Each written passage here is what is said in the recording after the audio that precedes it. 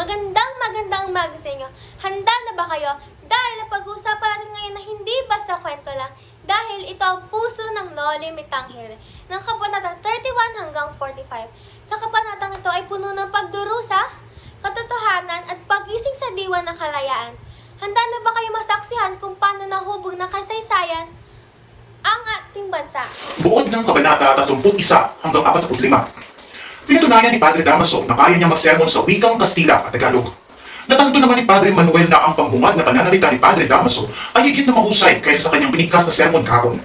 Sinabi ni Padre Damaso na kanyang binitiwan ang mga pananalita ng Diyos upang maging kapaki-pakinabang na tulad ng isang binding umuusbong ang lumalaki sa lupain ng banal na si Francisco. Ang mga bahaging ito ng sermon ay ipinahayag ni Padre Damaso sa wikang Kastila, kaya hindi maintindihan ng mga Indio. Lumilihis na si Padre Damaso sa sermon niya sapagkat puro na ito panunumbat, sumpa at pagtutumayaw.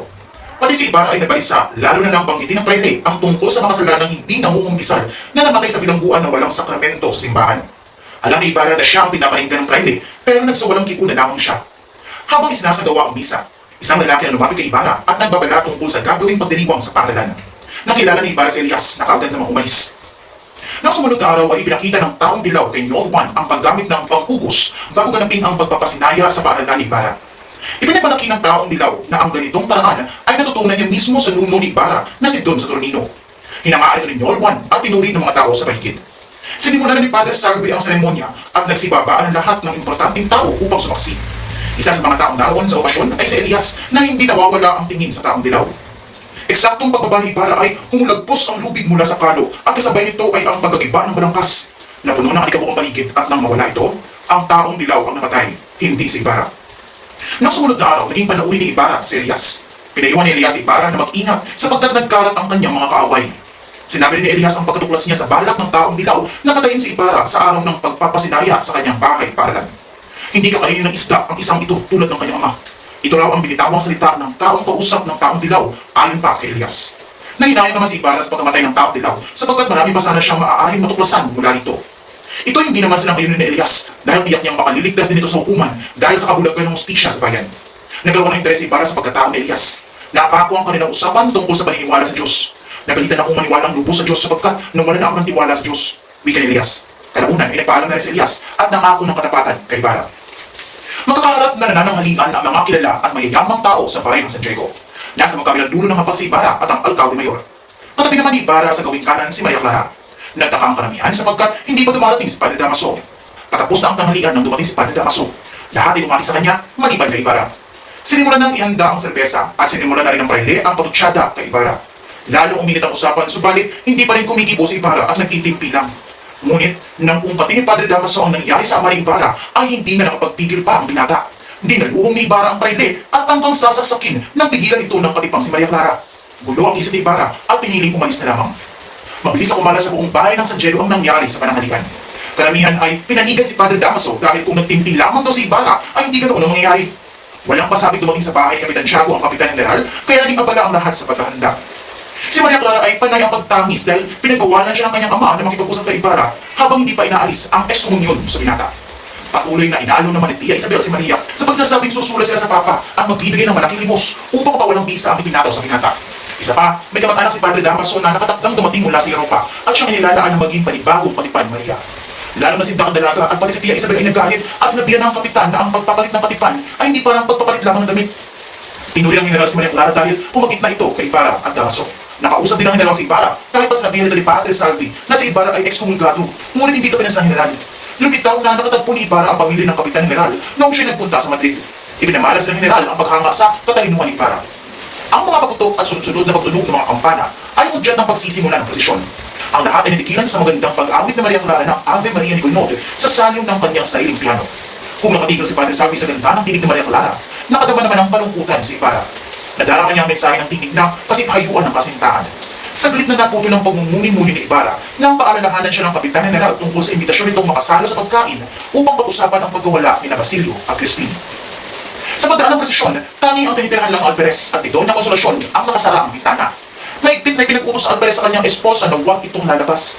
Ikinahihiya niya ang amoy at batoy na pananakit na asawa. Narinig ni Doña Consolacion ang awit ni Sisa. Inutusan ng Doña ang Guardia Civil na papanikin ito.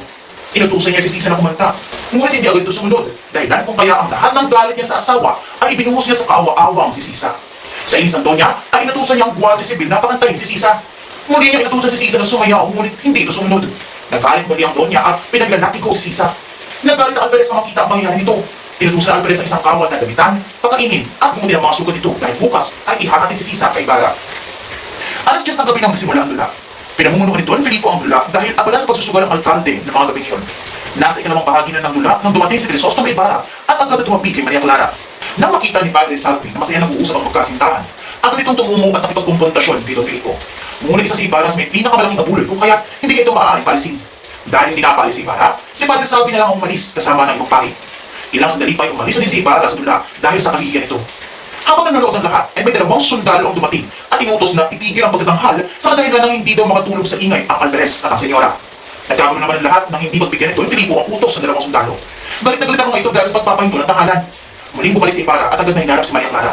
Humingi ng tulong si Don Filipo kay Ibarra na patigilin ang kaguluhan ng lahat, ngunit hindi ito kaya ng binata dahil sa sobrang dami ng tao. Mabuti na lang at naroon si Elias sa lugar nang mangyari ang gulo. Humingi ng tulong ang binata kay Elias. Nang gabing iyon ay hindi makatulog si Ibarra kaya inaliw nito ang sarili sa kanyang laboratorio. Maya-maya ay dumating si Elias upang ibalita na nagkasakit si Maria Clara. Tinanong ni Ibarra si Elias kung paano nito napatigil ang kaguluhang nangyari sa plaza. Aniya, kilala niya ang kapatid na nanguna sa kaguluhan dahil minsan na nitong iniligtas ang magkapatid sa pagpaparusa. Ilang sandali pa ay umalis na rin si Elias. Nagbihis na rin si Ibarra at nagtungo sa bahay ng dalaga. Sa kanyang paglalakad ay may nakasalubong siyang lalaki na may pilat sa kaliwang mukha. Siya si Lucas, kapatid ng taong dilaw. Nagtanong si Lucas kung magkano ang danyo sa ibibigay para sa pamilya ng taong dilaw. Pinag-uusapan ni Ibarra si Lucas na kakausapin na lang niya ito sa ibang araw dahil may dadalawin pa ito. Punong-puno ng pag-aalala ang bahay ni Kapitan Tiago dahil sa may sakit na si Maria Clara. Ilang sandali pa ay dumating si Don Tiburcio de Espadanya kasama ang asawa nitong si Doña Victorina de los Reyes de Espadanya at si Linares na inaanak ng isang kamag-anak ni Padre Damaso. Si Doña Victorina ay 45 taong gulang na, ngunit ipinamamalita niyang siya'y 32 taong gulang lamang. Pinangarap niya ang makapag-asawa ng taga-ibang bansa, ngunit wala sa mga ito ang nagkakagusto sa kanya. Hindi na dalawang isip na magpakasal kay Don Tiburcio na bagamat patpatin at Pinay ay makikitaan naman ang pagiging isang tunay na Espanyol. Si Don Tiburcio naman ay dati niya mamasukan bilang katulang sa ospital ng Espanya. Sa pilitan itong namasukan sa barkong Salvador na nag-iikot sa Asya. Dahil sa ito ay napilay sa pagtulong sa nabigasyon at naging masasakitin, ay pinababa na ito ng barko ng dumaan sa Pilipinas. Nang wala na tumutulong na kababayan ay pinayaw nitong magpanggap bilang isang doktor. Sila ay mag-asawang doktor na wala namang diploma. Habang nakain ng merienda ang tatlo sa bahay ni Kapitan Tiago, ay dumating si Padre Salvi. Ipinakilala ng mag-asawa sa Paris Linares. Matapos sa pag-uusap ay pumunta sila sa silid ni Maria Clara. Malakas ang tiwala ni Don Tiburcio na mapapagaling niya ang dalaga. Kinuha rin ng Donya ang pagkakataon na mapakilala kay Linares si Maria Clara. Nabiglaan naman si Linares sa taglay na kagandahan ng dalaga.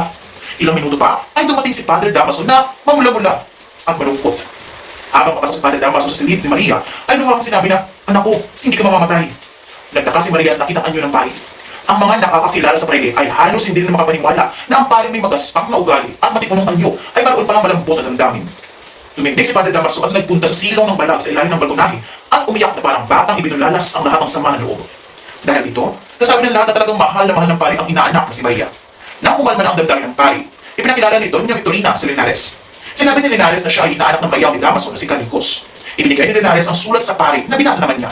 Lumitaw na si Linares ay nangangailangan ng trabaho at mapapangasawa. Ayon kay Damaso, madali niyang maihahanap ng trabaho ang binata sapagkat ito ay tinanggap na abogado sa Universidad Central. Tungkol naman sa pag-aasawa, sinabi ni Damaso na kakausapin nila si Tiago. Naiwan si Padre Salvi na malungkot at nagmumuni-muni. Nagitla na lamang siya ng batiin ni Lucas na hiningi umano ng payo tungkol sa pagkamatay ng kanyang kapatid. Nagdrama ng gusto si Lucas. Pilit na nagpapatulos ng luha na isinalay sa inya ang pakikipagkita niya kay Ibarra at binigyan lamang ng 500 piso para sa pagkamatay ng kanyang kapatid. Nagkaalit ang pare sa kadramahan ni Lucas kaya pinagtabuyan niya ito at pasalamat siya at hindi siya pinabalanggo ni Ibarra. Umalis na bumubulong-bulong si Lucas. Para kay Padre Salvi, ang hindi pagkikita ni Maria Clara at Ibarra ang dahilan ng mabilis na pagaling nito. Ngunit para naman kay Doña Victorina, ang pagpapagaling ng kanyang asawa ang dahilan nito.